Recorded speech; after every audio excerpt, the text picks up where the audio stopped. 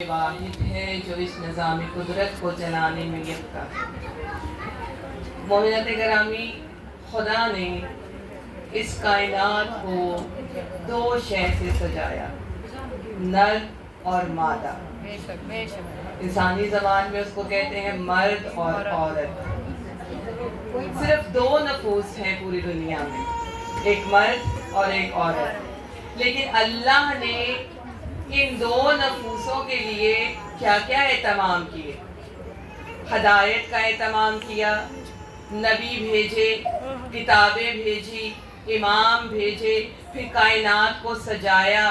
کس طرح سے سجایا کہ سورج بنایا، چاند بنائے، خوبصورتی کے لیے پھول بنائے، پانی بنایا، مٹی بنائی، زمین کا بچھونا بچھایا، اس گردش کرتی ہوئی زمین کو پہاڑوں کی میخوں سے سنبھال کے رکھا تاکہ اس کے بندے کو کوئی مشکل نہ ہو۔ یہ سارا انتظام جو وہ کر رہا ہے وہ صرف اس کے لیے کر رہا ہے جو اس نے خلق کیے ہیں دو نفوس، ایک مرد اور ایک عورت، جسے انسان بھی کہتے ہیں اور اشرف المخلوقات بھی کہتے ہیں۔ اتنا بڑا نظام اللہ کو احتیاج ہے؟ ہرگز نہیں ہے۔ نہ اللہ کو پانی کی احتیاج، نہ روشنی کی، نہ چاند، نہ سورج کی۔ یہ کل کائنات اس نے ہم انسانوں کے لیے بنائی۔ جاندار ان گنت مخلوقات، یہ نباتات، یہ جمادات، یہ حیوانات، یہ بھی انسان کے لیے بنائے کیونکہ ان میں انسان کی بقا ہے، اور ایک دوسرے کو وسیلہ قرار دیا۔ اور یہاں ممبر سے جو بھی پڑھا جاتا ہے بڑی ذمہ داری کے ساتھ پڑھا جاتا ہے۔ بے شک بے شک۔ آپ تک پہنچانے کا مقصد یہ ہوتا ہے کہ آپ جان لیں۔ تو اللہ ہر انسان کو اس کی اوقات سے زیادہ نواز رہا ہے، ماں سوائے پنجتن۔ اب ہم کہیں گے کہ اوقات سے زیادہ کیا ہے، تو میں نے کہا کہ ذمہ داری سے پڑھا جاتا ہے۔ ہم ہر روز ہزاروں گناہ کرتے ہیں، کوئی نہیں یہ کہہ سکتا کہ میرا آج کا دن گناہ کے بغیر ہے۔ اب وہ گناہ کیا ہیں، وہ خطائیں، وہ غلطیاں کیا ہیں؟ ابھی اگر میں اپنے ہاتھ میں موبائل پر کوئی پروگرام لگا لوں نا، مجھے نہیں معلوم ہوگا کب اذان ہوئی، کب ختم ہوئی، کیونکہ ہم اپنی منشا پہ راضی ہیں، اس کی منشا پہ راضی نہیں ہیں۔ بڑی توجہ رکھیں، اور یہ روز کا کام ہے ہمارا۔ اگر ہم موبائل دیکھنا شروع کرتے ہیں، ہمیں نہیں پتہ چلتا کہ اذان کب ہوئی، کب ختم ہو گئی۔ اسی طرح اگر ہم اپنے کاموں میں یعنی اپنے گھر کے امور میں بیزی ہوں، مصروف ہوں، بچوں کی دیکھ بھال، کھانا یا کپڑوں کی دھلائی، اذان ہوتی ہے تو ہم کہتے ہیں پہلے یہ کر لیں۔ فارغ ہو کر یعنی اللہ کو ہم نے کس اللہ کی عبادت جو اللہ نے مقصد حیات دیا ہے اس کو ہم نے کس وقت کے لیے رکھا؟ فارغ وقت کے لیے، کہ جب ہم اپنے کاموں سے فارغ ہو جائیں تو تسلی سے نماز پڑھیں گے۔ تو ہم نے پہلے کس کی منشا کو پیش نظر رکھا، اللہ کی یا اپنے؟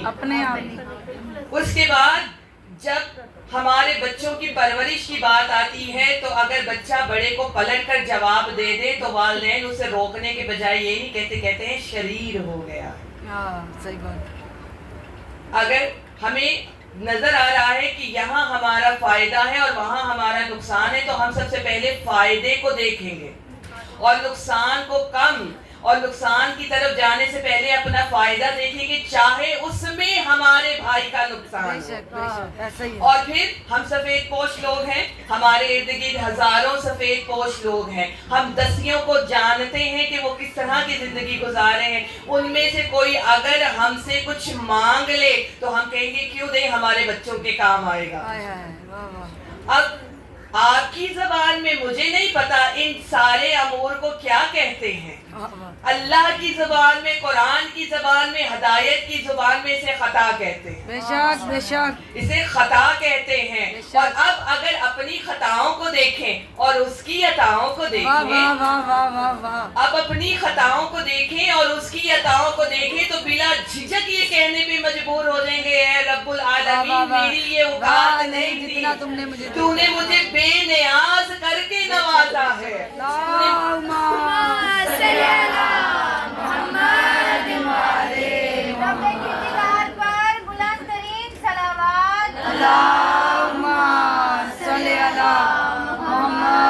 وعلی محمد۔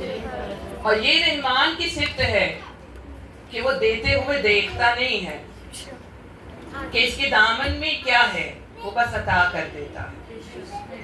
اور ماں سوائے پنجتن، کیونکہ مومنت گرامی پنجتن انوار خدا ہے، لبادائے بشریت میں انہیں اس لیے بھیجا گیا تاکہ انسان ان کے کردار، ان کے گفتار، ان کے امور، ان کے فعل، ان کے عہد، ان کی شجاعت، ان کی سخاوت، ان کی کریمی میں اللہ کو دیکھ سکے۔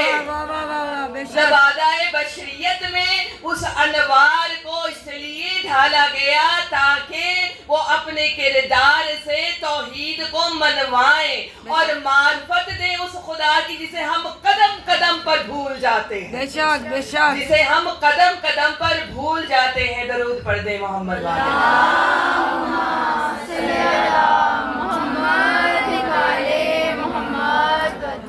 اور یہی بات تھی کہ آج تک تاریخ اٹھا لیجئے ماشاءاللہ۔ اب یہاں پر جب میرے بزرگ بیٹھے ہیں، انہیں ایک عرصہ گزر گیا مجالس سنتے ہوئے۔